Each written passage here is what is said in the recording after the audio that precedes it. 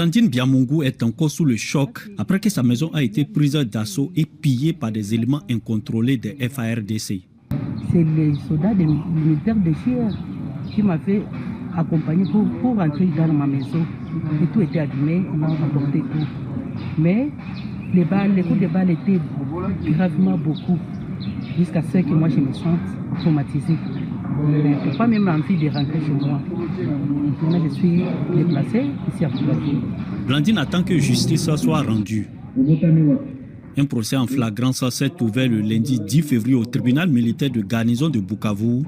À la barre, 92 militaires congolais présumés auteurs de meurtres sur les civils, vols, viols, pillages, dissipation de munitions, fuite devant l'ennemi. Samedi, le 15 février, on a appris que les combattants du M23 ont pénétré dans la ville de Bukavu, l'une des principales villes de l'Est de la République démocratique du Congo. Des rapports avaient signalé des pillages massifs visant aussi bien des entreprises privées que des bâtiments gouvernementaux et des organisations humanitaires à Bukavu. D'ailleurs, Bukavu, c'est la capitale du Sud Kivu. Les habitants sont restés enfermés chez eux, tandis que d'autres ont tenté de fuir la ville, alors que les mercenaires du M23 prenaient comme ça progressivement le contrôle de la ville qui a environ 1 million d'habitants. Les femmes ont immédiatement exprimé leur crainte de sortir de chez elles à raison du risque très élevé de violences sexuelles. Les appels internationaux à un cessez-le-feu et à la reprise des négociations de paix n'ont servi à rien, mais le gouvernement de la RDC continue la mascarade. Le ministre de la Justice de la RDC, Constant Mutamba, a d'ailleurs publié ceci: la République traverse l'une des périodes charnières de son histoire existentielle. Sa patrie est envahie par l'ennemi, l'armée rwandaise, sous la complicité de certains traîtres internes. Elle tue les Congolais, pille nos ressources et viole nos femmes. J'invite le peuple à rester debout, à se mobiliser derrière le président Tshisekedi et à résister contre l'envahisseur. L'armée la plus forte du monde demeure le peuple. La patrie ou la mort, nous vaincrons. Petite pause. Sachez que vous pouvez souscrire à la chaîne pour 3 € et pour 10 € par mois et avoir du contenu exclusif en fonction du forfait. Tous les membres qui ont payé un abonnement peuvent rejoindre le groupe Telegram où j'ai déjà partagé plus de 150 vidéos qui ne sont plus sur la chaîne. Et dans ce groupe, je partage régulièrement ce que je ne peux pas publier sur YouTube. Et pour ceux qui veulent apprendre, nous avons de nouvelles formations. En plus de celles qui vous apprend à faire une chaîne YouTube rentable, on a rajouté des formations en montage vidéo, en conception de miniatures et en écriture de vidéos. On vous apprend comment monter une vidéo en face caméra, en illustration ou encore en utilisant des avatars. On apprend également à faire des miniatures comme Pensy Kamit, Yomi Denzel ou encore le célèbre youtubeur MrBeast. Je vous laisse toutes les informations en description. Revenons au sujet. Pendant ce temps donc, les mercenaires sous ordre du Rwanda continuent leur avancée. Ces dernières semaines, des centaines de milliers de personnes ont dû abandonner leur foyer à cause de la progression des insurgés. Je dis bien des centaines de milliers de personnes. Ils ont parlé la dernière fois de 400 000 personnes. Entre la fin du mois de janvier et aujourd'hui, il y a encore eu des milliers de personnes qui sont parties. Donc il n'y a même pas le chiffre exact. Le mois dernier, le M23 a pris le contrôle de Goma, une ville stratégique dans l'est du pays également et riche en minerais. En 2012, le M23 avait brièvement occupé Goma, mais cette fois-ci, la chute de Bukavu, la capitale du Sud Kivu, marque donc un tournant majeur dans l'histoire récente de cette région troublée. Située à la frontière rwandaise, au sud du lac Kivu, Bukavu joue un rôle clé dans le commerce des minerais. Durant la matinée donc de vendredi de la semaine dernière, des éléments du M23 ont envahi l'aéroport situé à une trentaine de kilomètres au nord de la ville. Et pour ce faire, ils ont profité du retrait des forces armées congolaises officielles et d'une milice alliée qui ont opposé donc une faible résistance. Toutefois, il y a quand même eu de violents affrontements qui ont éclaté au bord de Bukavu. Et celui qui en témoigne, c'est Jean Elekano, le vice-gouverneur du Sud Kivu. Donc dans un village au nord, à Maïba, 70 corps ont été découverts dans une église. Les victimes avaient été retrouvées ligotées. Les forces démocratiques alliées, ADF, un groupe affilié à l'État islamique, a été pointé du doigt comme les responsables de ces morts. À Bukavu maintenant, plusieurs témoins ont affirmé que les autorités ont recommandé à la population de ne pas quitter leur domicile. En même temps, ce n'était pas nécessaire. Entre ceux qui ne veulent tout simplement pas se faire agresser et ceux qui ne veulent pas qu'on les agresse un jour, peu importe quand, c'est-à-dire ceux qui restent chez eux et ceux qui fuient la ville, je pense que les gens ont très bien compris que l'armée n'avait pas le contrôle. Lors de la conférence de Munich sur la sécurité, le président congolais Félix Tshisekedi a demandé l'imposition de sanctions contre le Rwanda, accusant son voisin, bref, comme d'habitude, non, d'avoir des visées expansionnistes et j'en passe. Comme d'habitude, le bavardage sans les actes. Cette escalade intervient alors que les dirigeants africains devaient se retrouver samedi en Éthiopie pour le sommet de l'Union africaine. Moussa Faki Mahamat, le président de la commission de l'Union africaine,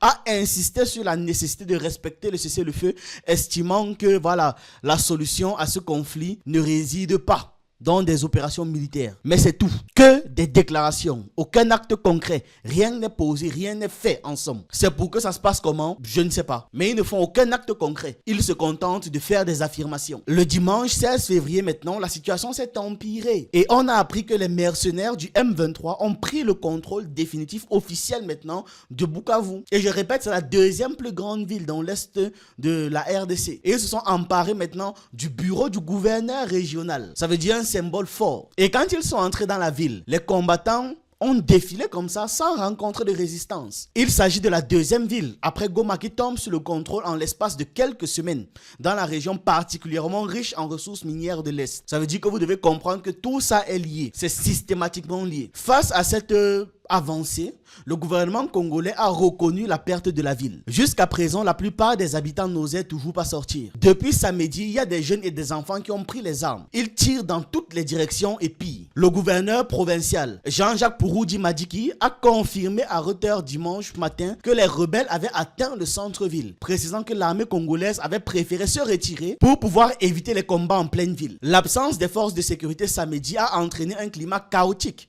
marqué notamment par une évasion massive de prisonniers de la prison centrale. Le programme alimentaire mondial, en abrégé PAM, a également signalé que les pillages des entrepôts contenant 7000 tonnes de vivres avaient été effectués. De retour de Munich, le président Félix Tshisekedi, le président de la RDC, a immédiatement dirigé samedi une réunion de crise sur la situation sécuritaire et a rappelé une fois de plus, avec la bouche, avec des mots, qu'il faut qu'on sanctionne le Rwanda. Il a exclu toute possibilité de négociation avec le M23, malgré les tentatives de médiation de plusieurs dirigeants africains lors du sommet régional récent. Les Nations Unies et plusieurs autres pays européens ont fait semblant d'exprimer leur inquiétude, estimant que la nouvelle offensive qui a contraint des centaines de milliers de personnes à l'exode pourrait conduire à un conflit régional de grande ampleur, comme si ça ne se savait pas déjà, comme si ce n'était pas une évidence. La France a d'ailleurs faussement exigé l'arrêt immédiat de l'avancée des rebelles. Quelle mauvaise blague. Kigali de son côté, vraiment, il ne change pas son discours. Il continue de nier toute implication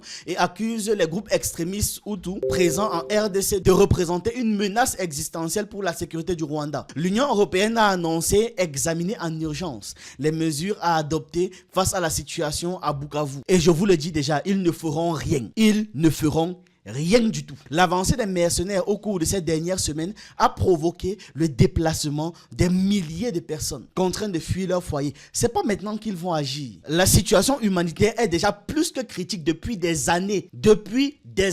Et là, ils font semblant de faire quoi que ce soit en urgence. C'est pas vrai. Et d'ailleurs, c'est même pas à eux de le faire. On connaît très bien leur positionnement. On connaît très bien leur position et leurs intérêts. C'est pas à eux de le faire. Parce que concrètement, l'Union africaine sert à quoi? L'Union africaine sert à quoi? Admettons même qu'en RDC, le gouvernement ne soit pas compétent pour pouvoir gérer cette crise. Je ne dis pas que c'est vrai, mais admettons-le. Puisque ça se voit qu'ils ont du mal à le gérer. N'est-ce pas? L'Union africaine sert à quoi? Il s'agit bien de deux pays en Afrique. Si on comprend le principe selon lequel, derrière le Rwanda, ce sont les États européens, au moins, même si on ne dirige pas ce qui se passe au niveau des États européens, on peut faire des impositions au niveau des États africains qui participent à ça. C'est-à-dire le proxy Rwanda. On le fige, c'est-à-dire on empêche d'agir ainsi, et ensuite, les autres seront obligés de maintenant se dévoiler sur la face internationale. C'est ça qui est chiant en fait. Nos organisations en Afrique servent à quoi? Et après c'est toujours eux qui sont forts pour citer les articles. Ah, la chute de Bukavu marque une expansion sans précédent du territoire contrôlé par le M23 depuis la reprise de son insurrection en 2022. Maintenant, samedi, le chef des forces armées ougandaises, le général Muhoozi, il a déclaré sur le réseau social X qu'il va attaquer la ville de Bunia, qui est aussi dans l'est de la RDC, si toutes les forces présentes ne déposent disposaient pas leurs armes dans un délai de 24 heures. Donc, on voit cette déclaration qui ravive encore la crainte d'une guerre qui va passer à l'ampleur régionale. Vous voulez toujours me dire que c'est un groupe armé qui est capable de faire ça? La menace proférée par le chef des forces armées ougandaises, qui est au passage le fils du président ougandais, renforce donc les inquiétudes quant à la possible escalade. Escalade qui va rappeler les guerres des années 1990 et 2000. Guerre qui a causé des millions de morts. Des millions. Depuis 2021, l'armée ougandaise collabore avec les Congolais pour combattre les groupes islamistes dans la région de l'Est. Mais, dans un double jeu bizarre, il y a des éléments qui démontrent aussi que l'Ouganda apporte son soutien au M23. Le secrétaire général des Nations Unies, Antonio Guterres, a mis en garde contre toute escalade lors du sommet de l'Union africaine samedi le 15 février, soulignant qu'il était impératif d'éviter un embrasement du conflit à tout prix et qu'aucune solution militaire ne pouvait être envisagée. Toujours du blabla. L'Est de la République démocratique du Congo est le théâtre de violences incommensurables depuis près de 3 décennies, 30 ans, notamment depuis le génocide rwandais de 1994. L'instabilité a eu des répercussions majeures sur l'ensemble des pays voisins. Dans les années 1990, la région a été aussi le théâtre de 2 conflits majeurs surnommés les guerres mondiales de l'Afrique qui ont coûté la vie à des millions de personnes. Et ça peut se répéter. Ce sera même peut-être plus violent. Et ça va même peut-être toucher plus de territoires. Et peut-être que d'autres pays africains pensent qu'ils ne seraient pas touchés. Peut-être que c'est ça qui fait en sorte que personne ne réagisse. Mais vous pensez vraiment qu'entre l'Afrique de l'Est, l'Afrique du Sud, l'Afrique du Centre, il y a combien de kilomètres de distance? C'est pas une ligne droite qui permet de traverser toutes ces zones-là. Depuis le début des affrontements en 2022 entre l'armée congolaise et le M23, il y a un mouvement d'autodéfense principalement composé de jeunes combattants qui combattent aux côtés des forces armées congolaises. Ces combattants se font appeler les Wazalendo, un terme en swahili qui signifie patriote ou celui qui aime sa patrie. D'après William Amuri Yakutumba, commandant des forces Wazalendo de la coalition nationale du peuple pour la souveraineté du Congo, en abrégé CNPSC. Ce phénomène remonte à 1996, lors des guerres successives qui ont ravagé la RDC. Lorsque la population de l'Est s'est retrouvée livrée à elle-même sans protection face à l'invasion du Rwanda, de l'Ouganda et du Burundi, elle a pris l'initiative de s'armer pour repousser ces agressions. Initialement limité aux provinces du Nord Kivu et du Sud Kivu, le mouvement s'est ensuite étendu à d'autres régions du pays, notamment le Tanganyika, le Maniema, l'Ituri et même le Kasaï. Contrairement à l'armée congolaise, les Wazalendo ne possèdent pas de grade militaire, voilà, on va dire ça comme ça, de hiérarchie, bien qu'ils soient quand même organisés en unités structurées, c'est-à-dire équipes, sections, peloton, compagnie, bataillon et brigade. Leur mission principale est la protection du territoire congolais, de ses ressources naturelles et de son environnement contre toute forme d'agression. Dans le cadre du conflit actuel donc contre le M23, ils jouent un rôle crucial en appuyant les forces armées de la République démocratique du Congo sur les lignes de front,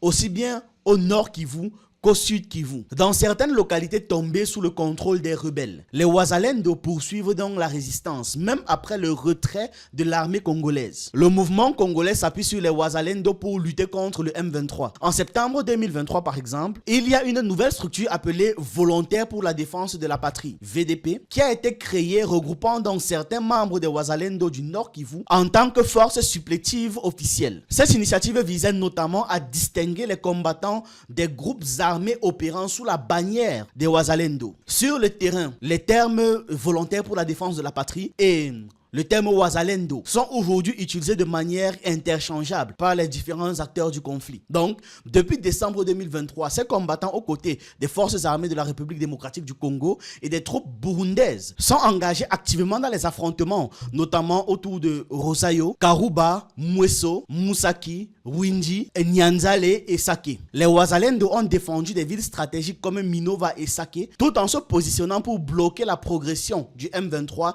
vers le sud Kivu. En plus des armes et des équipements militaires, ces groupes bénéficient d'un financement direct du gouvernement congolais. L'ancien gouverneur militaire du Nord Kivu, le général de division Peter Kirimwami, aurait coordonné régulièrement des opérations des Wazalendo. Et il y a des sources qui indiquent qu'ils reçoivent $300 000 par mois pour gérer tous ces groupes qui sont alliés aux forces armées de la RDC. Et il y a d'autres qui estiment que le montant réel est au moins 2 fois supérieur, donc 600 000 $. L'armement et l'intégration de groupes armés non étatiques dans les combats sont des actes pouvant être sanctionnés par l'hypocrisie habituelle de la communauté internationale. Mais il y a quand même certains officiers des forces armées de la RDC et des représentants du gouvernement congolais qui qualifient leur présence de mal nécessaire. Une chose que ça révèle en tout cas, c'est que cette dépendance au Wazalendo met en lumière la faiblesse structurelle de l'armée et des forces de sécurité congolaises. La présence des Wazalendo sur le terrain ne va pas sans controverse, et rassurez-vous quand même.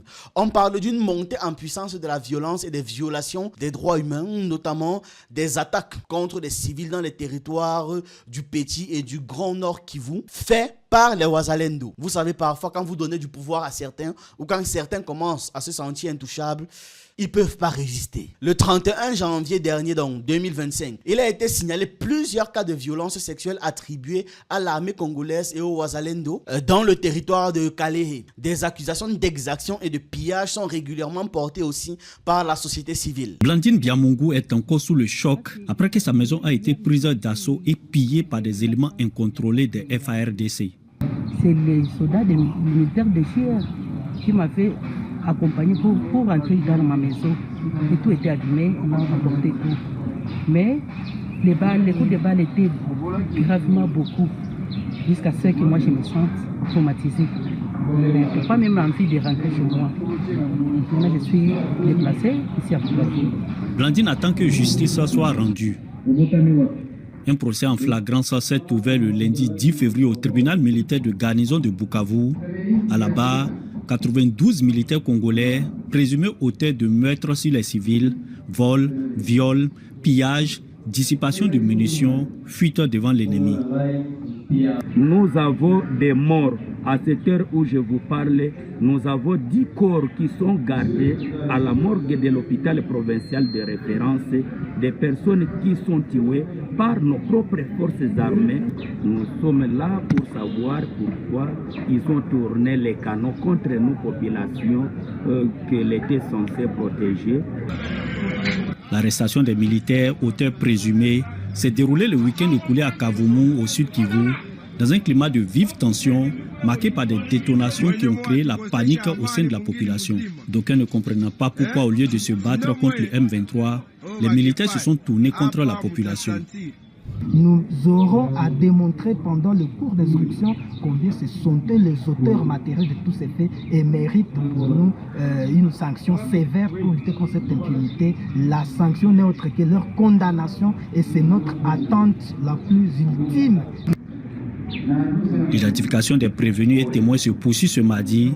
Selon l'agence congolaise de presse, les prévenus risquent la peine de mort s'ils sont reconnus coupables. William Amuzuri Yakutumba, le commandant des forces Wazalendo au sein de la coalition nationale du peuple pour la souveraineté du Congo, estime que l'avenir du mouvement va dépendre des choix individuels de ses membres. 2 options se présentent à eux. Option 1, intégrer l'armée congolaise en rejoignant officiellement les forces armées de la RDC, tout simplement. L'option 2, c'est déposer les armes et suivre le processus du DDR, c'est-à-dire le désarmement, démobilisation et réintégration, qui est un protocole mis en place par les autorités pour pouvoir faciliter leur retour à la vie civile. L'enjeu majeur pour la RDC sera de gérer cette transition afin d'éviter que les groupes armés ne deviennent une menace persistante pour la stabilité du pays. Donc ça, c'était les nouvelles concernant la RDC, concernant l'évolution des événements. Quand il y aura de nouvelles choses, je vous tiendrai informé. En attendant, j'attends vos avis. Si vous avez de nouvelles informations, mettez-les aussi en commentaire et on se retrouve dans une prochaine vidéo.